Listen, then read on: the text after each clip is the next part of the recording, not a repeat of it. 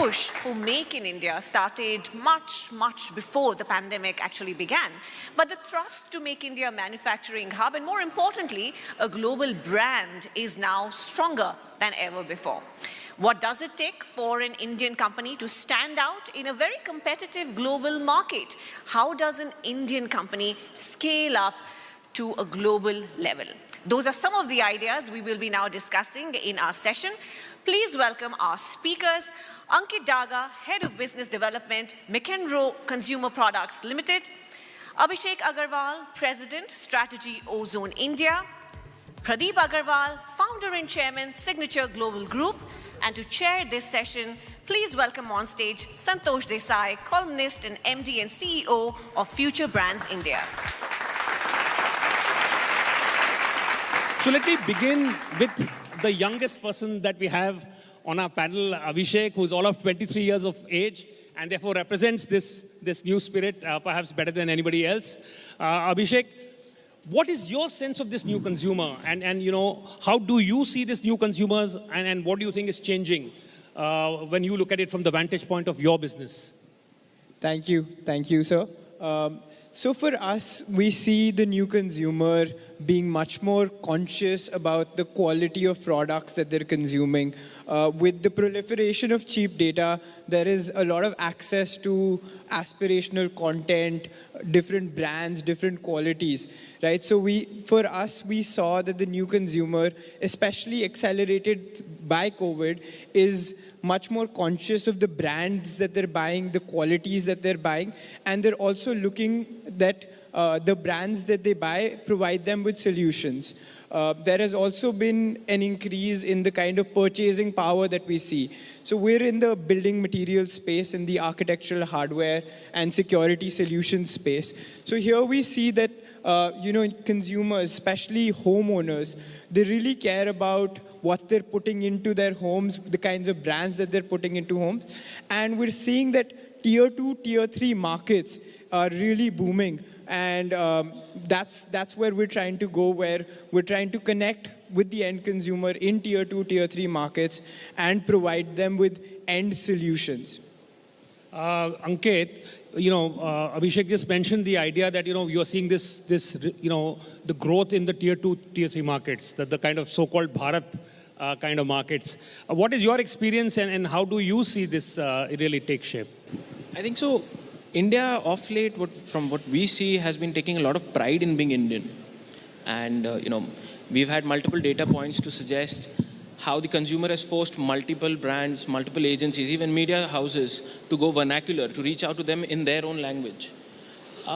This sort of confidence in the consumer has not been, emanating usually. And, when we remind ourselves of the 80s and 90s, we see a lot of mass brand communication. All of a sudden, the consumer now demands, has much more power than what the brands had. So it's forcing, and it's a very lovely journey for brands as well, to create for that individual niche, to create and talk to that individual niche. Because all of a sudden, we see that there's a lot of pride, there's a lot of amalgamation. And the other pointer that, comes to light is how India, after a long time, is uniting. And it's lovely for brands like us to create and curate things for them. We are in the fragrance business, and we love doing that. When the consumer demands something for themselves, that's where we sort of tip the iceberg for them. That's the idea. Pradeep, real estate is one of those sectors which really, is the heart. The housing need is something which is such a basic need. So from that perspective, how have you seen, what is your sense of how things are changing? What is really rising, and what kind of aspirations are coming to the fore? यानी last अगर 7-8 साल की अगर हम बात करें जी, सो मुझे लगता है इंडिया के अंदर एक एनर्जी जनरेट हुई है। यानी आप इसे किसी पॉलिटिकल एंगल से ना देखें, मुझे लगता है कि एक डिफरेंट इंडिया, न्यू इंडिया दिखाई दे रहा है। मैं रियल एस्टेट को बिलोंग करता हूँ, तो मैंने देखा है कि पिछले 6-7 साल में जो रियल एस्टेट सेक्टर सबसे ज़्यादा कहीं ना कहीं किसी न किसी एंगल से आप उसे कह सकते हैं कि बदनाम था, कि ये प्रॉब्लम है, बहुत सारे होम बायर्स को घर नहीं मिले। लेकिन जब से जो गवर्नमेंट है उसका माइंडसेट क्लियर रहा कि जो चीज़ें डिस्कस हो रही हैं वो मिलनी चाहिए कंज्यूमर को, तो उसने ऐसी पॉलिसी ड्राइव की। आप ये देखिए 2015 में मोदी जी ने अनाउंस किया हाउसिंग फॉर ऑल बाय 2022। एक होता है पॉलिसी का अनाउंसमेंट करना, एक होता है एग्जीक्यूट करना। कैन यू बिलीव कि 2021 तक ही लगभग 1 करोड़ 15 लाख से भी ज़्यादा घरों को अप्रूवल मिल चुकी थी। लगभग 97 लाख घर ग्राउंडेड थे और लगभग 56 लाख घर लोगों को डिलीवर हो चुके थे। और उसके लिए पॉलिसीज़ बनाई गई प्रधानमंत्री आवास योजना जैसी, जिससे एक जो कॉमन मैन है, एक ऐसा पर्सन जिसकी हाउस होल्ड इनकम केवल 50,000 रुपये है, उसको कैसे कम से कम EMI में क्वालिटी घर प्रोवाइड कराए जा सके।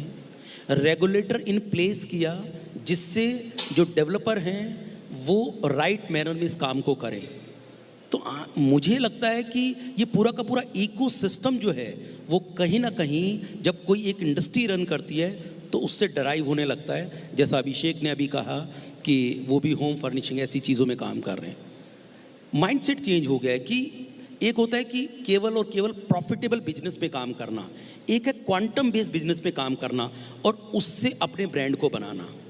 आई थिंक सो आज की डेट में जो अफोर्डेबल हाउसिंग है वो एक ऐसा सेगमेंट बन चुका है जिससे टॉप से बॉटम तक एक जॉब क्रिएशन हो रहा है और उसके बाद एक कॉमन मैन को घर मिल रहा है और क्वालिटी घर मिल रहा है।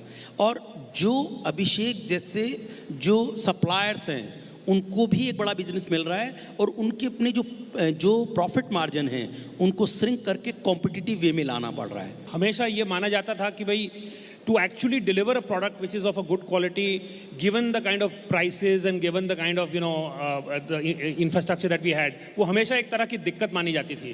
तो क्या कुछ इनोवेशंस हुए हैं यहाँ जो आप जिसके बारे में आप बताना चाहेंगे? यस, बिल्कुल।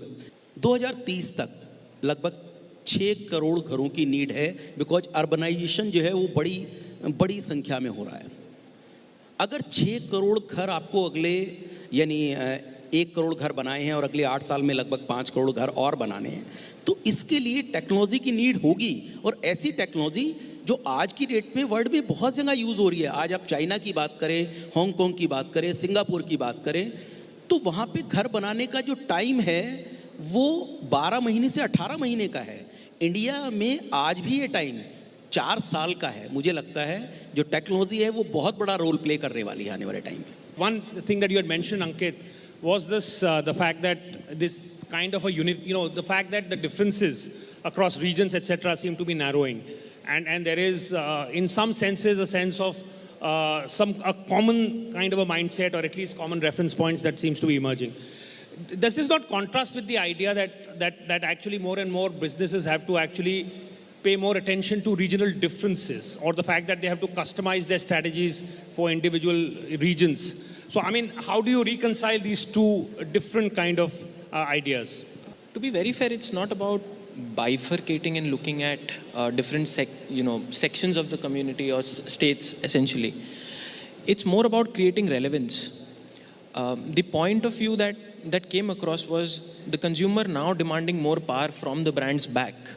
Whereas a national level television campaign would have worked essentially well for brands, or let's say a mass product at multiple lengths would have roamed across from Delhi to Kanyakumari per se.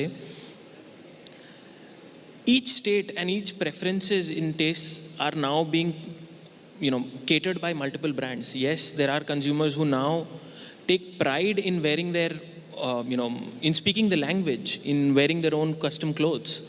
So that is where the brands see an opportunity. It's not largely a force at hand also, because we are opportunistic people at the end of the day. And wherever we find that we are able to connect to the consumers, that's where we raise our hand saying that, hey, I'm here and I'm available for you. So that's the sort of mindset that comes in. There's a lot of confidence that the consumer now has in terms of speaking in vernacular, conversing in vernacular. Earlier, there would be sessions of, people wanting to learn English, people wanting to consume English. We still remember the era where newspapers would, it was a precedent to be able to read an English newspaper. But now it's a matter of pride that I still have my Hindi or a Bengali newspaper at my place. That's where the brands come into picture and state that, we want to raise our hand that, hey, we are here for the people who want to do that as well. Abhishek, what is your view on this?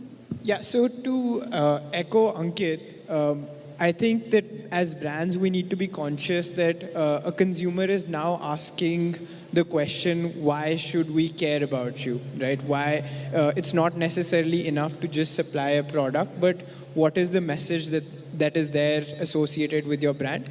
And then additionally, yes, I think that the brands or consumers actually care about their regional differences.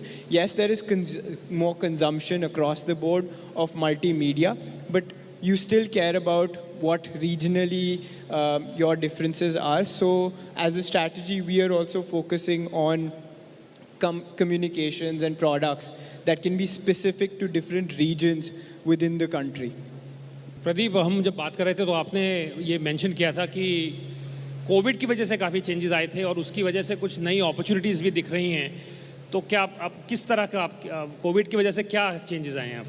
आज आप देखिए, before Covid जो scene था, मैंने बहुत सारे लोगों को देखा जब वो घर के लिए डिसीजन लेते थे, सो वो कंपेयर कर रहे होते थे कि जो हाउसिंग यील्ड है वो नॉर्मली डराइव करती है 2.5% के नियर अबाउट, एंड मार्केट में जो अदर अपॉर्चुनिटी थी वो 8%, 9% और मोर देन 10%.